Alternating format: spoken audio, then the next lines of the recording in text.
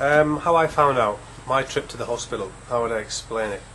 I had a sinus problem, and I was due to go in for a simple operation on my nose.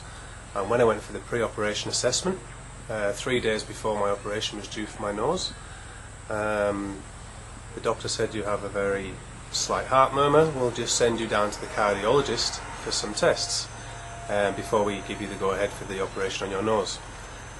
Me thinking there'd be no dramas, I was a bit worried about the nose operation, but went down for the test, and the cardiologist said to me, "We're cancelling your operation for your nose because you've got heart disease and we're going to have to book you in for open heart surgery."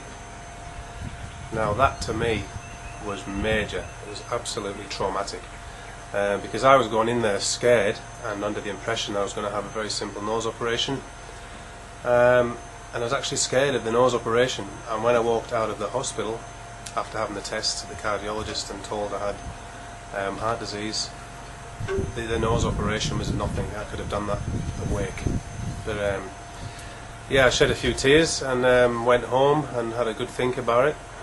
I just had to deal with it basically. Phoned a few friends and everybody asked me how my test went at the hospital and told them the news, and yeah, it was just completely shocking.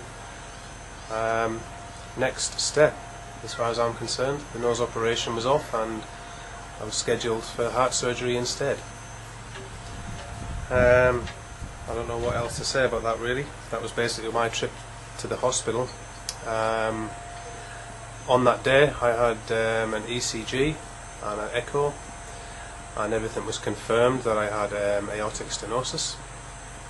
So I just had to wait for the next appointment for the specialist, and then I would have been scheduled for the big cut. What to expect at your first visit to the specialist? Well, it could be a number of things to expect depending on what your situation was. But my situation, I didn't know what to expect. I was still in shock from receiving the news.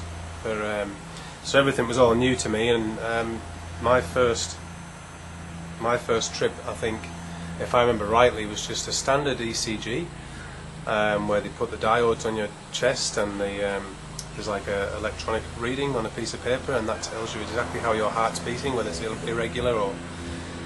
And after that, I was sent for an echo ultrasound, and that is like a video, like the similar sort of thing you have when you're pregnant and they rub it over your belly. It gives you a graphic image on the screen of your insides, and you get a very clear vision of exactly how diseased your heart is or how calcified your valves are. This will give you a very clear image of the insides and how they work, and the cardiologist can get a good clear look of exactly what's going on before your operation. Now this is the early stages of what they will do. You'll probably have a stress test as well, which involves running on a treadmill, and you run on a treadmill until your heart is up 120 beats per minute or something like that, and then they sort of stick you on a computer, and they might inject some dye into your hands to watch the dye running around your heart to see if your left and right ventricles are blocked. There can be a various amount of things, tests that they can do leading up to your operation, but they're all pretty painless apart from your angiogram. If you're unfortunate enough to have an angiogram, that can be pretty uncomfortable, but you've just got to have this done. It's just one of the steps, unfortunately.